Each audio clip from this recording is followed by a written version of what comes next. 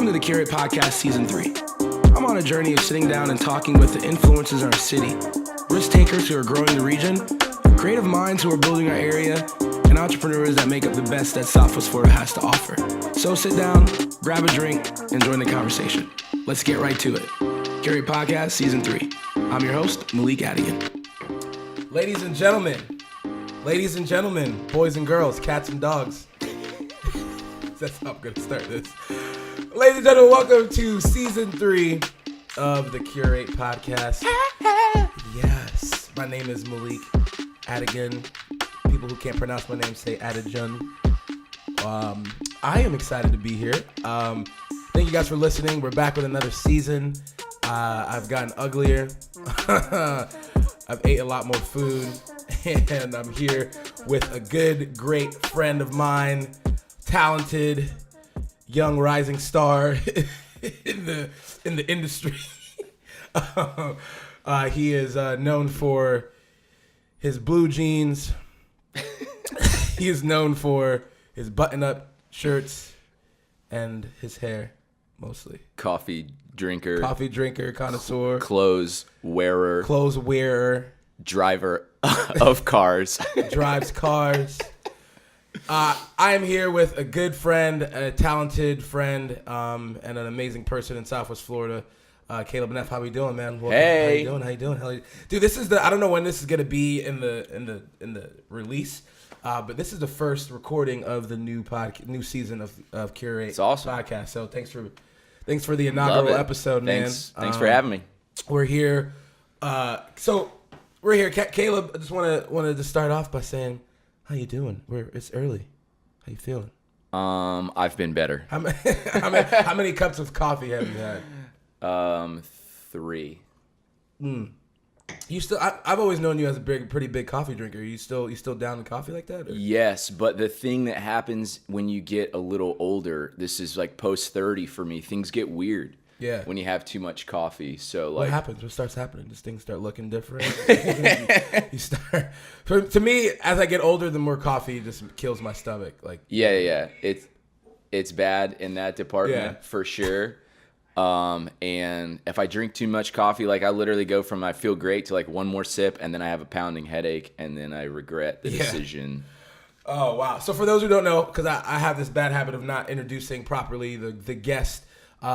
You are a recording producer, like your engineer, mixer, master. What do you do? Yeah, all of that. All that. So I call myself a producer because it's the most all-encompassing term I think for what I do. But I work with artists basically from conception to finished product on their records. So. Starting with helping in the writing process, finishing up, editing, picking tunes, all that stuff, arrangements, all the things that you have to do, hiring musicians a lot of times, all the stuff that we have to do on the front end to be ready to make a great record and not waste a bunch of time or anybody's money. Yeah. And then all the way through the tracking process, recording all that stuff. I have a pretty great recording studio. We track everything. Usually I mix everything, not always depending on like the artist or whatever, but oftentimes like it's me mixing it, send it out for mastering, deal with the mastering engineer, and then help people figure out a plan for distribution. So and you have a recording studio called Juniper Recordings, correct? Yeah. And Juniper Recordings, where'd you get the name from? That's my daughter's name. We just thought the name was so good, let's use it up. Yeah. It's pretty dope. And you have a lot of bands and artists, singer-songwriters come through. And it's in your home, correct? Yeah. Dude, and it's a pretty sick looking studio. Yeah, that's the thing that people have to sometimes get past in talking to people. Like at this point, I don't really try to like make excuses for it or anything because a lot of people want to have the experience, and especially the first time out. A lot of people want to have the experience of going to the room with the shiny things. Where's that little? Because they've seen it in movies, and it's like. You know, it's hard not to poke fun at it, but I get it because I was there. But it's literally like you take any microphone and you put like that pop filter in front of it, and people are like, "Oh my god!" You to put everything around that. We're making a record, you know, and you're like, you know. Anyway, so I love the process of making records in my house because of exactly kind of the opposite of a lot of those reasons. It's very laid back, like it's professional. We take it seriously. And, you know, gear-wise and all that stuff that's important, I have better stuff than like anybody I know. So, but the process of making it in the house is awesome. And this is the feedback that I get from clients a lot of times at the end. They're like, it just didn't feel like stressful. It didn't feel like, oh my God, pressure, we're going to the recording studio or whatever. The clock is ticking. We're paying by the hour. Better get it right in your third take. So for me, it's like very important that the process is a big part of what you hear at the end. So if the artists are relaxed and we're having a good time and it doesn't feel like work, and we've created that environment where just like you're hanging out at my house, by the second day that you're here, you go to the fridge and you get whatever you want whenever you feel like it. And maybe probably by the end of the process, like you're playing hide and seek with my kids because they've roped you in. Hey man, that's a good break from recording, man. Just going to hang out with some kids. Hey man, how you doing? And Juniper, your daughter is immensely smart for her age, and she has the wisdom of a 60-year-old. Yeah, she has and of course no kids have a filter. But the thing with her is she's never been intimidated of anybody ever. So like people will come in and they'll be doing their thing, and she'll be like, "Oh, you sing? Yeah, I sing. Let it go." And she'll just sit there and you'll be like, "Oh, this is cute." And like 45 seconds in, you'll like start talking. She'll be like, "I'm not done." All right, so we're gonna have a couple different segments of the show, and one of the segments I want to do is called simply the origin. And real quick, how did you what is your beginnings as far as music? Because I know a little bit about it, but what is your start? Like, what's the origin for music with Caleb? So my mom is a classically trained musician. She has 2 different music degrees, and so she's like serious pro in that regard. She was the music person at the church that I grew up in. So music was kind of part of our lives, and then like really forced on me. I had to start taking lessons at a certain point in my life, and I hated it for a long time. Until like 5th grade, probably about 4th, 5th grade, you realize like girls think it's cool, and then it's a game changer. Dude, that's it. Then you realize like, that's it right there. Why am I spending all this time playing sports? I'm not even good. Like the thing about sports, you have to be good for girls to think that you're cool. Ooh. It's not cool to play a sport and suck. That's worse than not playing. Bro. But if you're a musician, you can play and suck. Play a couple chords. And still be cool. Right? Not enough people have thought about that. You just have to be better than everybody else there at music. Everybody else that's around. Other guys are Dude, you just carry around a guitar case. There don't have to be anything in it. You'd be like, oh damn. Have it on your back? He's deep. Bro. He's deep. Yeah, light up a cigarette outside. Yeah. So I just come from church world. I started playing in church bands when I was like 10. I led music at a couple different churches, one for quite a long time, and it was like my day job for a little over a decade. And while I was doing that, I got really into the process of making records with a band that I was in, and then started doing it for fun, for friends. And then pretty soon my whole life became like, how do I get all the crap done in my life so I can carve out 3 or 4 hours to be mixing or editing or tracking something today. So what's the first band name you ever? What's the first band you were in? The name of it. Oh God. Well, the high school band that I was in was Blind Ambition. It was like pop punk. It was like Blink-182 stuff. Why? What was the meaning behind it? It was just you added to. I joined the band after the name already existed. I feel like every punk indie band back then was like, that was too deep. You pick 2 words. Right. You pick a verb and an adjective. No, that's definitely too deep of a title. There should have been numbers in it. Yeah. Right. There's Blind Ambition. Yeah. All right. So we were cool though. Yeah. What kind of? It was pop punk, Green Day, Blink-182, that kind of stuff. That was super cool then. And I was a freshman, and because I knew how to play. Like you get into high school, everybody's picking up instruments. I already knew how to play. Right. So in every band I was in, I was teaching everybody else in the band, like this is a major scale or whatever.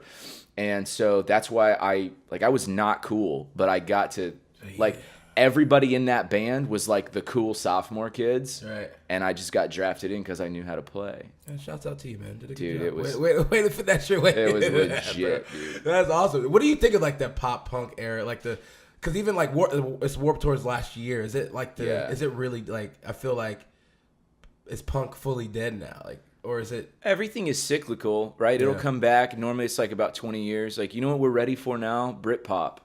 Like Oasis. Ooh. Oasis has been about 20, 25 years.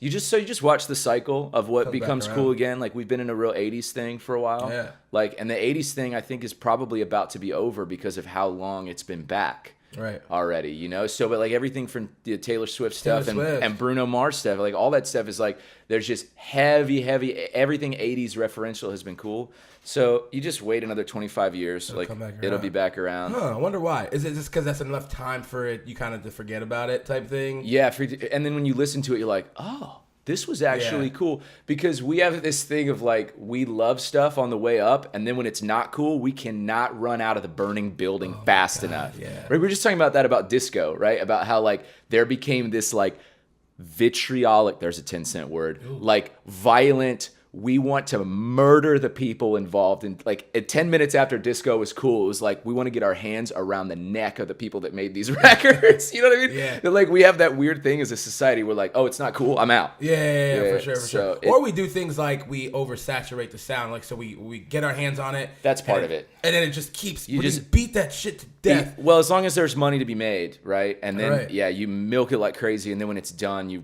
run. Yeah. Unplug and run. It's funny, the cycle of like the life cycle of a song for me is like I hear it the first time and what is it audio wise? Your brain just like hears it so much that it just goes fuck this song. Like it just your brain does something with music after a while, because I'll hear a song on a song that I heard first on just looking through SoundCloud or Spotify, and then I'll hear it on the radio playing every day. And by the time I'm done hearing it, I hate it. Or even so, as a producer, that's because you're a DJ, and you have to. You can't get away from it. Yeah. The minute you decide you hate it, some. Hey, can you? Can you? Here's the thing: as a DJ, people act like, especially at weddings, people act like they are telling you a song that you've never heard. Like my favorite thing is, hey man, can you play the wobble? And I'm like, yeah. Like the way they said it, it's like, the wobble? Like come on, bro. Like I know the song. But as a producer, engineer, mixer, all that stuff, like you hear songs over and over and over and over and yes. You just, especially when you're mixing and stuff. Yeah. So I want to talk about that. As far as this segment of the show is called Break It Down. I want you to kind of break down something specific in your field of work. So I want you to break down something for us. I want you to break down as far as the production goes and writing goes, right? All that stuff. What is your, I guess, best timeline for things that happen for an artist? Like if you worked with the Kimberlys, correct? Yeah. They recorded a EP. Is it EP? Yeah. How many songs is that? Man, I think it turned out to be 5. The reason I'm not clear on it is because of the way the process worked. We did one as the single, and then they put out an EP later. Okay, so could you break down the process from point A to Z as far as like, do you guys sit down and write songs first, get the? It's really, yeah. Okay, I'll try to keep that as brief as possible, but because the process is not the same for everybody. So like the Kimberlys is an interesting example because they're a really tight 3-piece band that has been gigging out like 4 or 5 nights a week for maybe a year playing these songs. So when I come in, it's not like I come in and I'm like, I'm the producer, I'm going to tell you that everything you're doing is wrong. And they're like, dude, I've seen them, obviously going into it, I'd seen them live a number of times, and I'm just a huge fan. I'm like, nothing, needs to be fixed. Right. And they had an idea, they had a very specific idea of how they wanted to do it. So that record is literally one start to finish take. Like they came into my house, set up. The first song that we were doing as a single, they did a few times, and we were kind of dialing stuff in as we did that. But literally, then they're like, we're going to play this like a show. I'm like, hey, I'm cool with that. Because that fits their style, their sound, their aesthetic, what they're going for. So that's why I love, like, you can make the process fit the band, fit the style, fit how they like to work. And so they literally just played start to finish, one take. Holy crap. No edits. That's their record. And that suits them. I would not do that for most people for a number of reasons. So more commonly, my process with an artist starts with a few months of writing. Okay. Where I want to do an EP, 4 or 5 songs. I go, okay, well, however many songs that you want to do, we need to have 2 or 3 times that many songs. Like we have to pick. Really? Yeah. People don't write enough songs, and people sometimes act like writing songs is like the hardest thing in the world, or they have to be in some special place on like climb the mountain on the cave. or whatever. All these things. Yeah. You just like, dude, just write songs every day for 20 minutes. Write a bunch of crappy songs.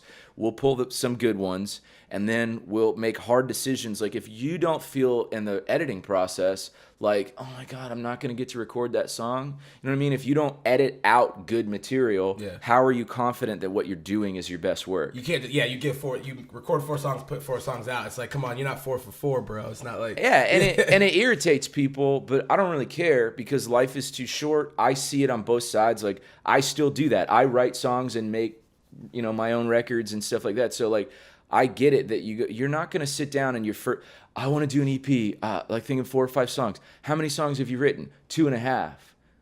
Oh, okay.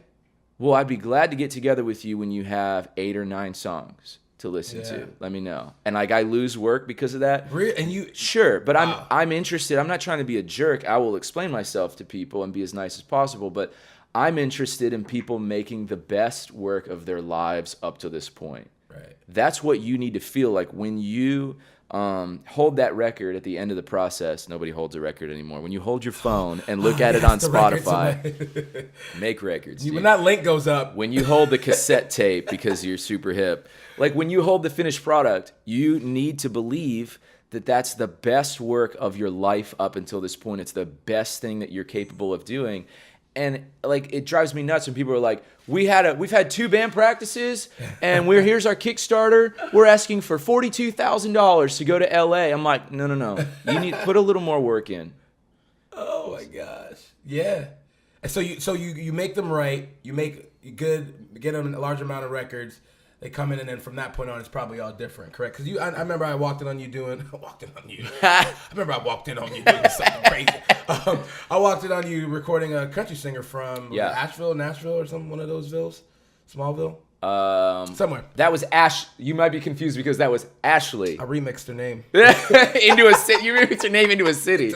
Yeah, Ashley's just from the east coast of Florida. So what's the difference between like doing the Kimberleys and then doing like a record? Like just about everything, because like I said, with the Kimberleys, there was no real process on the front end. It was like, look, their desire was to capture their live show, to do to capture that and nothing else. So my job is really different. There's just parts like, I'm not going to sit there and critique your songs you've been playing out for 9 months at this point, based on what they wanted to do. So with Ashley, or with probably this is representative more of the majority of the artists that I work with, where they're coming to me with 12 songs, we're listening through them, and I'm going on the first run, I'm going like, okay, we need to get down to 4. Right now, here's your best 6 or 7. Right. So right out of the gate, we're cutting some that are clearly not as strong as the rest of the group. And then I go, here's what's going to be the decision point. This song needs a bridge and doesn't have one. This song, your verse 2 is filler. Like, you didn't try that hard. You can do better. All these different things. So like we let the songs duke it out until it starts to become clear that some are at the top of the heap. And even though it's a painful decision sometimes, we leave other songs out. So that's the first thing, is like we know going into it, we have to be confident that it's strong material, that we believe in it, and it's worth all the time and the effort and the money. So I want to play a song because I finally got around to the EP with the Kimberleys. Is it called the Juniper Sessions, right? Yeah. And I finally got to one of the songs. I was just like in amazement about how good it sounded and to produce. So I'm gonna play a song from the. Hopefully you guys get your credit from Spotify when I play a song. But it's a song called "Woman." Yeah. Breakdown as far as before I play it. How was this song recorded as far as like in the process of it all? What it comes on like what 4th in the project? Yeah, this is It's the first one. First song. This is my favorite tune. It's your favorite that one? They do. Yeah, for sure. So it's they came just in a killer riff. Okay, I'm just gonna play it. We're gonna get to it.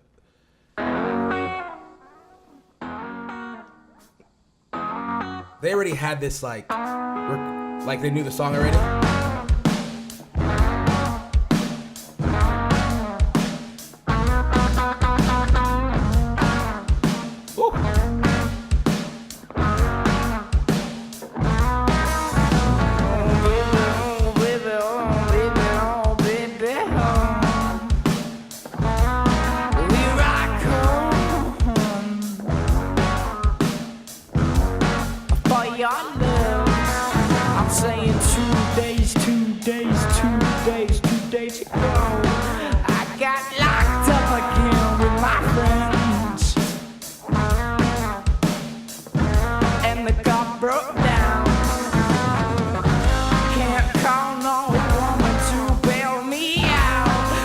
'cause I know she doesn't like me no more, and she don't really like who she has seen, and I don't think she really helped me now. I've just got myself to look out for, but I can't look out that well for myself. I cause too much trouble. Oh, That's baby, beautiful. That's beautiful. It's beautiful. It's beautiful. Jeremy, man. So, does he still have his long hair? Is he? Yeah, dude. he just- Jeremy might be the coolest person I've ever met in real life. Like, yeah. I'm pretty not dope kid. I'm not sure I've ever been that cool for like any 10-minute stretch ever, as he is like on a Tuesday. He bleeds cool, bro. Yeah, like, dude. it's like you're not even trying to be cool, bro. You're just like, no, it's just who he is. yeah. So, how is it mixing them as far as after they record? Man, is it easy to mix his vocals and the drums and all that? Yeah, it's just don't screw it up. I mean, that record, like you keep talking about, it's kind of a little bit of an outlier for me because I don't make a ton of records that way.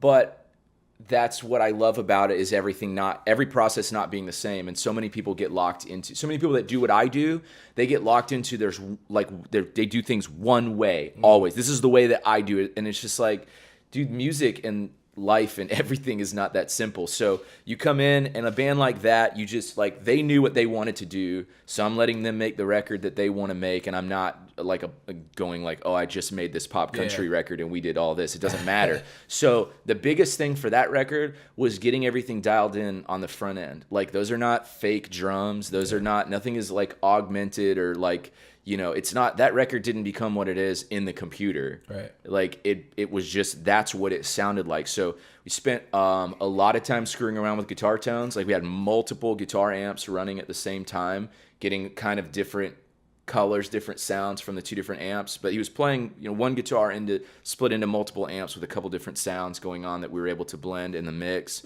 I think he's playing my bass, and I think we played with snares for a little bit, traded out different snare drums until we found the one that sounded right. And like, that's the big thing and even just knowing them, like I had worked with them a couple years ago, or maybe a year and a half ago, I did a song. So like, and I'd seen them a bunch. So I knew going in, like, okay, this is the sound. This is the way I want to mic it. This is the way I want to set it up. So that's a big, just geeking out about, for me, the right sound. Like, if you get it right on the front end, you're not trying to make it something in the computer that it wasn't already. That's kind of like with like audio, right? If you don't clip now on the audio, so you can't fix the clipping later. Like, it's gonna be horrible. Lighting, it's like everything like that. You measure 8 times and cut once. It's like, and so I feel like that's what it has it kind of goes to a lot of things in life and creatively, is to get it right on the front end, so you don't have to try to fix it and overcompensate. Yeah, I only spent a couple hours mixing that record. That's crazy. There wasn't that much to do. That's I mean, beautiful. it is what it was. What it was. The performances were great. The sounds were great. Yeah. Don't screw it up. All right, we're gonna take a little break and do another segment of the show, and it's gonna be a little fun. So this segment of the show is called Pick One. So I have a bunch of lists that you have to pick from. Love it. Okay. And so we'll see. You got 3 seconds to pick. Oh my god. Not even. You got 2 seconds. So pick one. Performing or recording? Oh man, but you didn't say with who or what. There's so much specificity that's lacking. Performing live or recording music? Which one do you like better? Which one do you get more enjoyment? If I have to pick one for the rest of my life, recording. Recording.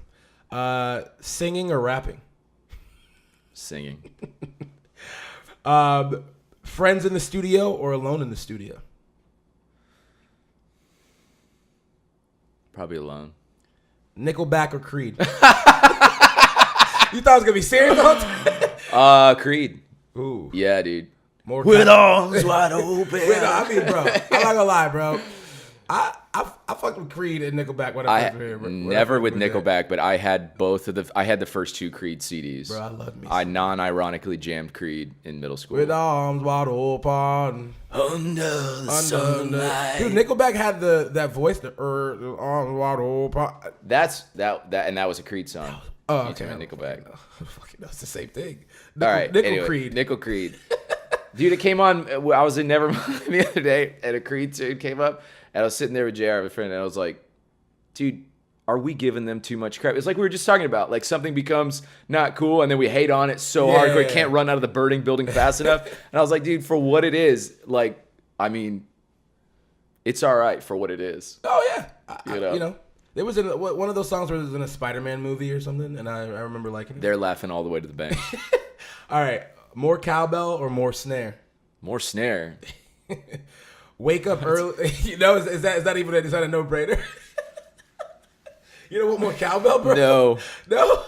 I have never. Hold on, I want to make sure this is an accurate statement. I'm pretty sure it is. It's not going to be. I'm going to go. I don't think I've ever recorded a song with cowbell in it. Have you ever even recorded it? Yeah. What have I been doing with my life? Do it. No cowbell, bro. All right. Wake up early and record, or stay up late and record? In general, early. Yeah, you were early. No, but like I think people have a fantasy about staying up all night that's not based in reality or getting good work done. You just tend to be more inebriated or whatever else, and you're like, yeah. You wake up, you know, because you've heard, again, you have the fantasy, you've heard the stories, you've seen the movies, then you listen to the playback, and you're like, actually. Not that great. Not that great. No. I'm gonna have to redo those drunk vocals. It's drunk vocal, dude. Rappers in the studio is. I remember I was doing an interview out in LA, and I told the rapper like, "Hey, I want to come do an interview with you." Blah blah blah. Dude, I got to the studio at like 9, and I just was hanging out. You know, I was gonna just catch a vibe before I record and hang out with everyone. But these people rented out studio time for like 12 hours. And they didn't start recording until hour 10. Like, it was like, what are y'all doing? Like, you know, but it was just like, you know, chilling. They were smoking, they were drinking, they were doing. It's part of the fantasy. That's the thing. Like, I get it, and I don't want the process of being a record to like be all work. And I have to talk about that, making records in my house. I want it to be relaxed. Yeah. But like at the same time, I'd be like, dude, we're here to do something. Right. So I really never had that issue with the clients that I work with because of the way that the process is like. But yeah, that can be really frustrating when it's like, dude, this is like you just rented a place to hang because you think it's cool to hang. Yeah. What's like, the point? Let's make a record. Oh my gosh! All right, Sennheiser or Shure mics?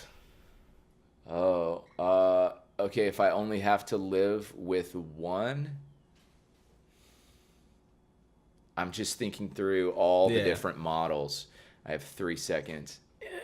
Has to be Shure because you'd have to live without SM57s. Yeah, 57s are like you have to. It's like wearing a T-shirt. I feel like you have to. They get hated on a lot now by like serious audio. Really? Dude. Steve Albini, who like made a Nirvana record famously in like Pixies and stuff, and he's like, he had an interview. He's like, I've never found much use for the SM57 as a microphone. Okay. All right. All right. Another one. 80s classic rock or 60s Motown? Motown. Yeah. Not even close. I was gonna end the podcast if some. Motown. I'll play our Bee Gees at some point. Kanye or Trump? Is everyone gonna get asked that question? Everyone's gonna get that. 100% Kanye. Okay. Sleeping naked or eating naked? What are you eating? It don't matter. It does. Temperature matters. Pizza. Bacon. If it's pizza, then sleeping naked for sure. What? Dude, you ever ate a pepperoni pizza naked, bro? I'm sure I have, but like hot grease. Bro, man. Hot Cheetos. Crumbling down. Yikes. Hard rock or soft jazz?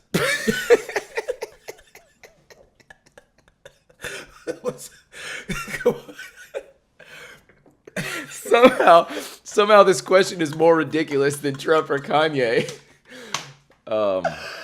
Soft jazz. Soft jazz? Yeah, soft jazz. Elevator music? No. The Walgreens? Hard rock, yeah. The hard rock. For sure. Dude, what's your favorite? All right. I usually do this with people with like top 5 favorite rappers, right?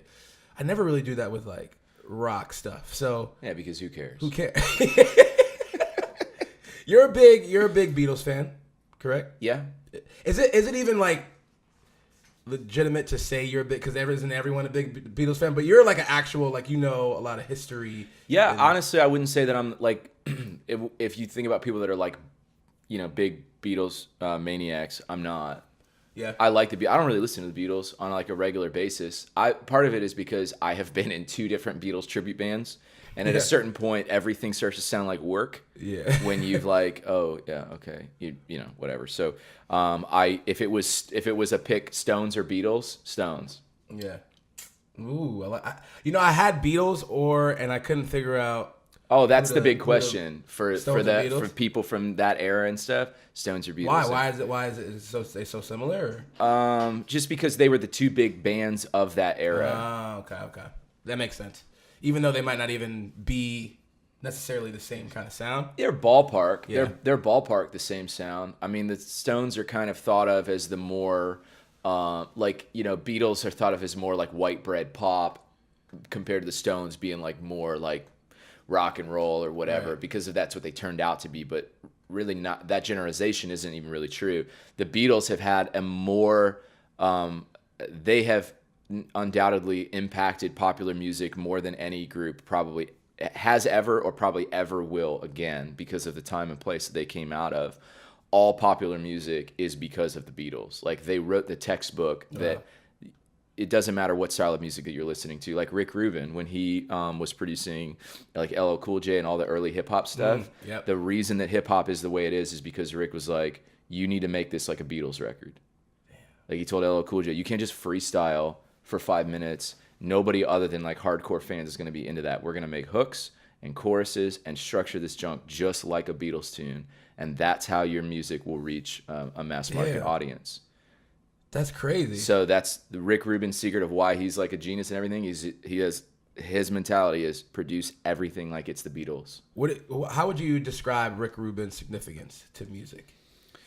Well, he's just like a major tastemaker for the last 30, 40 years. So he's done everything. Beatles, Eminem. No, he didn't do the Beatles. He didn't do Beatles. No, he wasn't around then. Oh, okay. He was like a college kid when he was doing LL Cool J.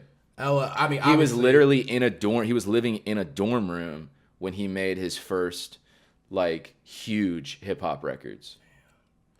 Because he's had his hand on like pretty much. So he's one of the most influential people about bringing hip hop to mainstream. And then he just was like, I'm done. I've kind of done that. And then next thing you know, he's doing Tom Petty and he's doing Johnny Cash and he's doing the Red Hot Chili. The reason that Johnny Cash is still a household name is because of Rick Rubin. Like, people don't realize now, people of our age that think Johnny Cash is cool, and you see the T-shirts. Everybody, it's cool for everybody to like Johnny Cash. That's because of Rick Rubin. Why? His career was dead for like 20 years. He wasn't doing anything. Nobody he was like where's Johnny? Who knows? He's like a has-been, whatever. Like that movie, the movie existed because they made those. Rick Rubin like went and dug him up and was like, I have a concept for like these records that is like going to be your last will and testament to the American people, right? And it's like he made these huge records with these massive hits because Rick Rubin had a concept in mind of how to make it awesome, and it is. Those records are unbelievable. He did like 5 albums with Rick Rubin. Because I remember when Kanye put out Yeezus, he was about to put it out, but he called in Rick Rubin to cut it down, right? And yeah. You have Jay-Z puts out Magna Carta Holy Yeah, Grail. Rick Rubin remade that entire Kanye record. He's like, cut that shit down. He was like, this sucks. We're doing this. He's like one of the only people that has the like free reign across the music world to be like, no, this is wrong, and we're going to do it this way. And he's not a musician. Yeah. Would you say one of his strengths is like minimalism? Yeah. All of his productions have really similar stylistic things. One of them is minimalism. The other one is really, really light use or no use of effects. Like most Rick Rubin records you listen to are like bone dry. Like you listen to that Johnny Cash record and it sounds like he's sitting like he's singing in your face because there's no reverb on anything. Yeah. Damn, that's crazy. Yeah, I've always wondered, like, is this such a legend for for music, man? No, who else is like that? Who else is in that category? Quincy Jones. Yeah, but not with as lasting of a career and not with the depth of like he's remade 5 styles of music. Yeah, no, I would say Quincy has a lot under his belt. Like, I mean, if you got Michael, I mean, you're just like, you know, that's a good. Like you could say the same thing about George Martin, right? The Beatles producer is like, well, if you produce the Beatles and made them what they are, then it doesn't matter if you do anything else significant for the rest of your life. Shit. You're right. So another segment. This is called Clear It Up. You gotta clear up something that maybe the people are wondering. Oh boy. So you used to be a pastor. Yeah. How was that one? And are you no longer doing that? How was that? How was that? It was the best way that you could possibly spend your 20s. Yeah. Yeah. Oh, you've heard me say before a lot of times that all forms of leadership are a shortcut to self-discovery. Mm-hmm. So in the end, like, I think that I, was able to help a lot of people, but the biggest impact, because I don't know what other people do with stuff, right? Yeah. Like, you can't control what anybody else does, but for me, it dramatically affected, and it's just I am who I am because of that. Like, you just spend all of this time with people that are in crisis. You sit by the bed when people are dying with their family members. Like, you're just in all of these incredibly amazing, sacred situations, Yeah. And traveled the world, spent a lot of time in third world countries and all that kind of thing. So, like, literally, we were having this conversation the other night, right? And you popped in on it at Nice Guys, and it seemed very depressing because you caught the last sentence. But this is the thing for me is, like, it's had a number of profound impacts on my life. But every day, because I have experienced, in a little form, but like that for me was, you experience the daily lives of so many people. Yeah. And you're like, dude, every day that you are healthy, that you're not dealing with a major crisis in your life, every day that somebody in your immediate family isn't battling a life-threatening illness, every one of those days, you should treat it like it's the greatest day that you've ever had, because so much of life is just painful and tragic and unfair and unjust and like all this. So you just like, we do the best we can to navigate those things, but the days that you have that are not filled with those kind of battles, we should just be like off the walls, full of gratitude. Yeah, because I think that maybe a perception is that, like, the church, right? The church is all bad and the church is all good, right? That's like, people pick camps. Religion's bad or religion's the only answer, right? So no, it's just people. It's just people. It's just people. Yeah. So you go like, these people are hypocrites. You're like, yeah, everybody is. And maybe they should be held to a higher standard if you act like you're not a hypocrite. Right. But you're just like, man, it's just people. Every church you go to is like, you can have lots of issues with the structure and the system and like all those things, and I do. But I still do a lot of work in churches. I do a lot of audio work in churches where I go in and fix their sound system issues and train and stuff like that. And I love it, man, because you go and you meet these people. They work on cars 6 days a week for 10 hours a day, and they get up on the only day that they would have to sleep in, and they get up to go like work turn knobs in the sound booth, because that's their way of giving back. That's their way of like serving people, and that's what they can do to be a part of their community and serve other people. And it's like, it's overwhelming for me to think about that sometimes, of just like how wonderful all these people are for doing what they're doing. That's crazy, man. I'm glad. I know people listening probably want to know that like part of your life, and it's interesting because we both we worked at the same church together. You were my boss at some point, you were my boss. It's cool. And then I revolted and overthrew. And we're still friends. We're still friends. Hey, man, that works.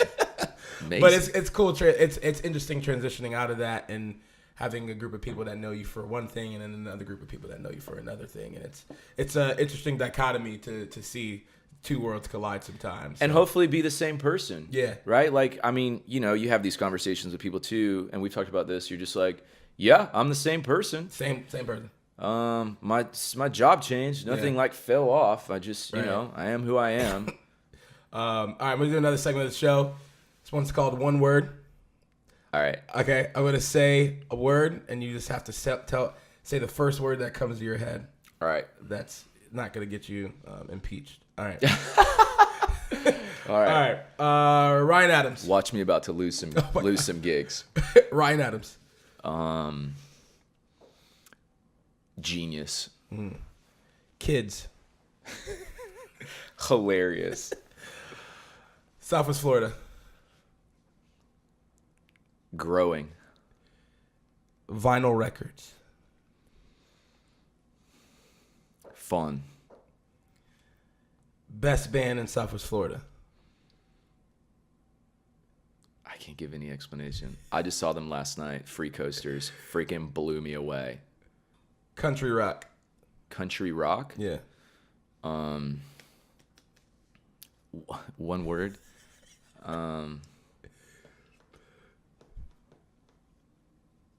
Joyful. Ooh. Public subs. Chicken tenders. Kate Scales. Badass.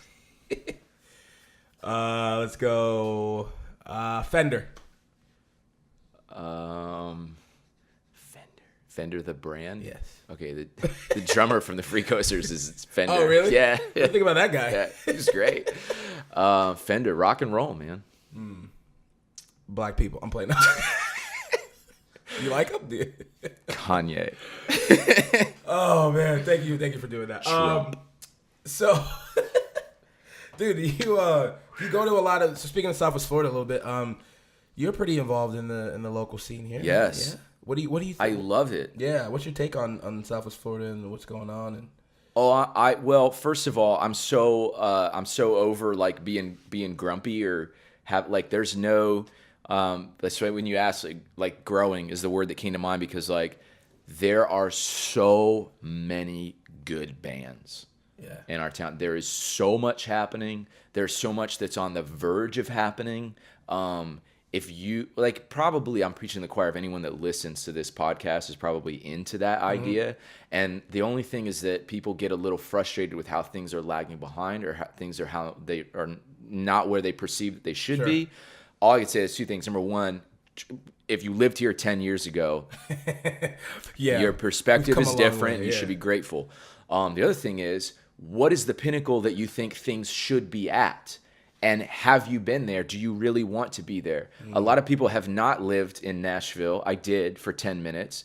It's not, those places are not as great as you think they are. As the fantasy of what you've seen in a movie or heard someone say, some famous person that has no perspective anymore about what the real world is. Like being in a local scene where people are supportive and there is talent and there's a thing to be a part of now. And there's venues that are genuinely supportive of the scene, not because they're getting rich hosting these shows. Right. You know, they're supportive of the scene. Usually these owners are people that actually love the bands. Like the owner I was talking to last night, Greg, was like, man, how do we get people to like stay, not just come for the one band they like, but like stay for, we had like a meaningful conversation about like, because that's a conversation that benefits every band that plays in a venue.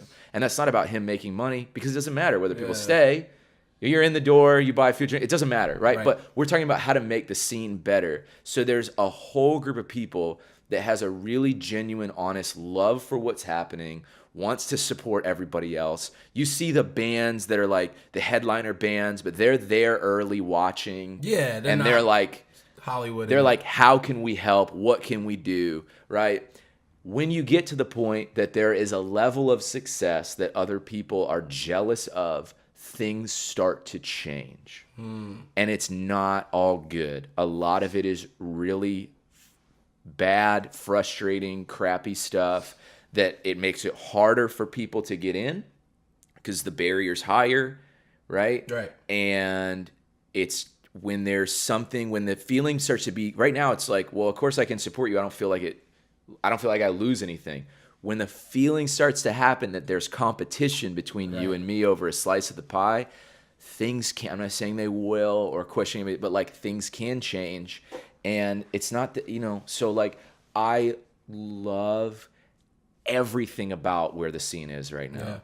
Yeah, I agree, and I love it. It's so cool, man. It's so cool to see. It's like there's like one is an economy kind of growing. People are willing to pay for shows. Bands are being bold enough to ask to get paid for shows. Yeah. Venues are paying out people. Booking agents are, it's like we're figuring out a lot of stuff like at the ground level, baby steps. Yeah, man, and it's cool because but it's good. Because it's like you can only do something for free for so long, and it's like these artists are gonna get burnt out, and it's like you have this. Like I had a epiphany one time, the first time I decided to charge for an event, and I was like, oh, there's value to this.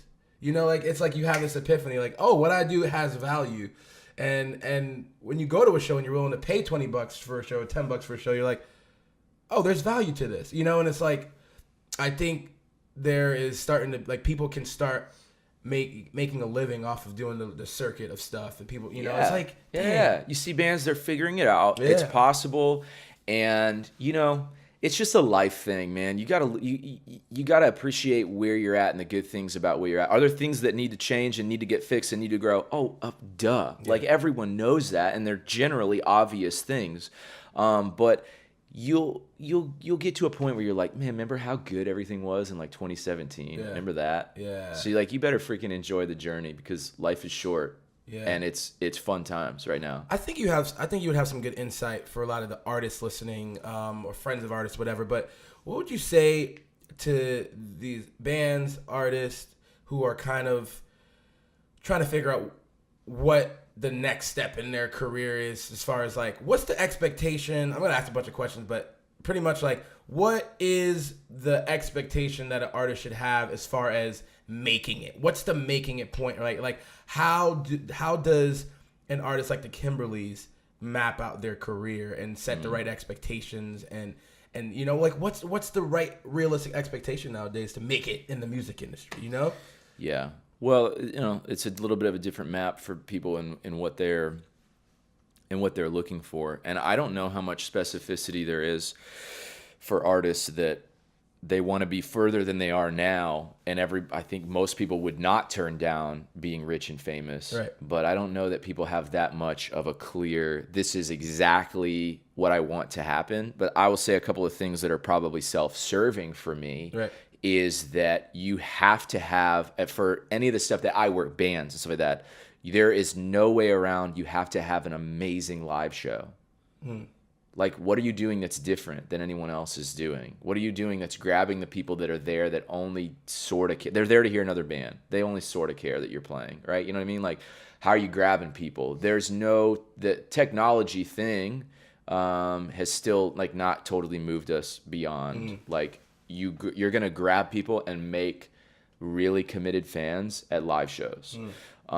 So you can't just like, okay, we're playing for the 4th time this week or whatever. Like the bands that you hear that are at the top of their game are like, they bring it in a live show.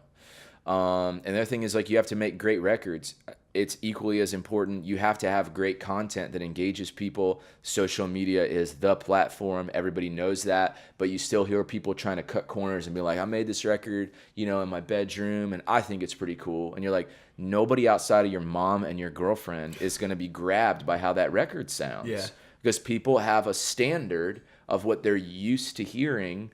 And yeah, just because you can buy an interface and a copy of Pro Tools on your laptop does not mean you know how to make a great record, right? There's 1,000 things that you don't know. Right. So when you go like, I tell people all the time, like, oh, my budget's this, I'm hoping to do whatever. I'm like, do a single. No one cares. No one cares. Why are you doing a full length record? Why? Why? Does anyone like, oh, they put out 12 songs? That's not beneficial at all. Do singles, spread them out, do videos, even if they're bad videos, do videos. People need to watch something. Yeah. So do videos with great sounding material and watch what other bands are doing that are grabbing bigger audiences, right? They're mixing in covers of known bands in that style with your singles. Everything is a steady stream of content. Everything is high quality content.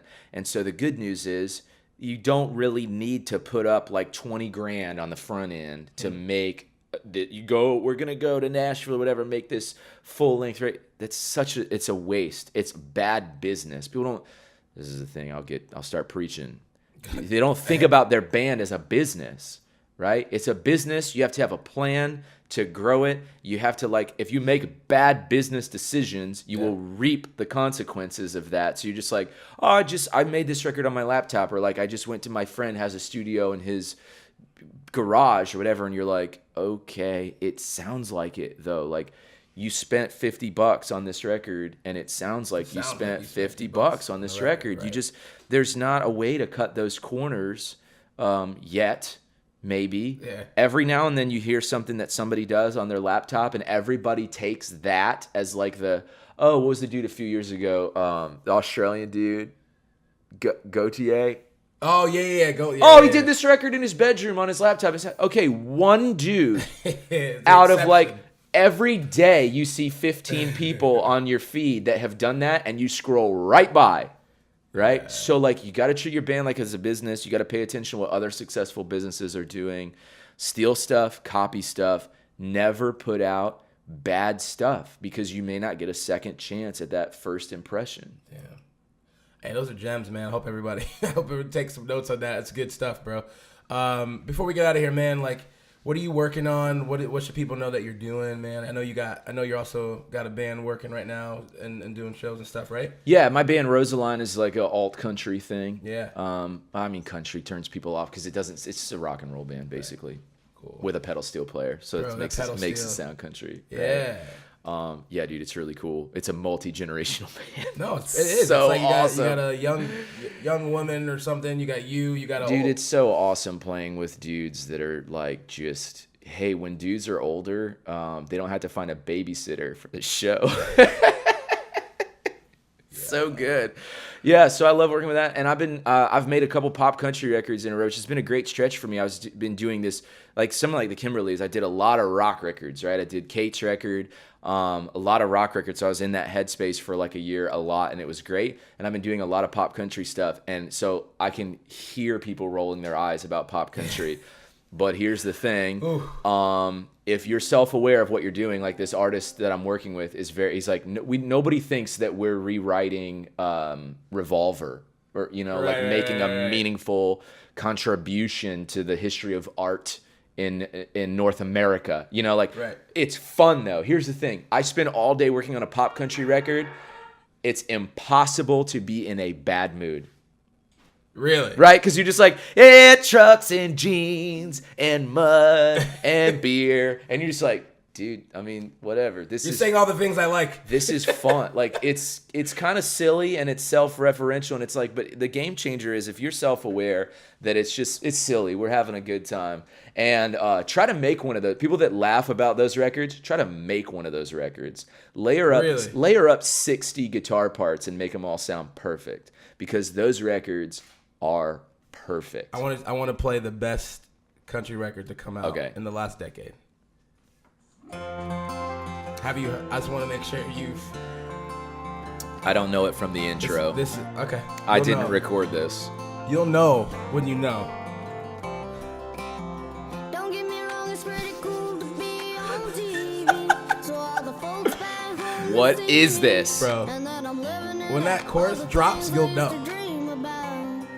This vocal sounds terrible. If you don't, dude, no perspective. Don't rhyme perspective with anything. This is the guy from the Yodel Boy from Walmart. Dude, she just rhymed you with perspective. This is the 90-year-old boy. Remember the kid at Walmart? That he was yodeling. This is a boy? This is a boy. No! Mason Ramsey. No! Mason Ramsey? No! The Yodel Boy? Come on. Sway. You're telling me this is a dude? Bro, Yodel Boy, if you've never seen the yodeling kid at Walmart, dude, the story is that he got. You never see this right here? No, dude. He went super viral, and then they started putting him on like the Bonnaroo, Coachella. Like he got signed by freaking Atlantic, and they made a record. Is Walmart doing shows now? Oh, Walmart freaking. Walmart Fest. Well, they got a McDonald's. Why not just put a concert venue in right next to it? So he did that. I can see that material killing at Walmart. Bro. For sure. You know they should People just went to the sound of it like zombies. There's Bro, there should be somebody like Walmart roasters who roast people at Walmart. That'd be great. This is a job for you, dude. So before we get out of here, where can people find you at, man? Kind of plug what you're doing and yeah. Yeah, if you want to talk about making a record, juniperrecording.com. Yeah. And then Rosaline, my band's called Rosaline, Facebook, Instagram. And then past that, it's a little like, because I'm working with all these different artists. Yeah. So, I mean, listen to every artist I've ever produced. Listen They're to all of it. Go great. through the discography. Yeah. But dude, Kate Scales, she's got some traction. On the rise. And she should. Yeah. Yeah, she's awesome. And that record doesn't it's accessible. Like if you like rock and roll, you're like, oh, I get this. But it's not copying anything. Yeah. Like it is probably that thing of like it's been 25 years since Joan Jett. And it sounds like Joan Jett as the lead singer of like the Foo Fighters or Queens of the Stone Age. Like it's the type of thing you listen to and you're like, not only is this great, it's like timing. This is the right time for this type of thing. It's coming back around. People want this. Cycle. Yeah. Dude, Caleb, thank you for coming on, bro. You guys can find this guy. Hit him up social media. We'll put the link in bio and stuff. But Caleb, appreciate you, man. I'm gonna go drink some more coffee. Have a good day, bro. Thanks for listening, guys. Curate Podcast. Make sure you like, comment, subscribe, and share. Thank you for listening. Peace out.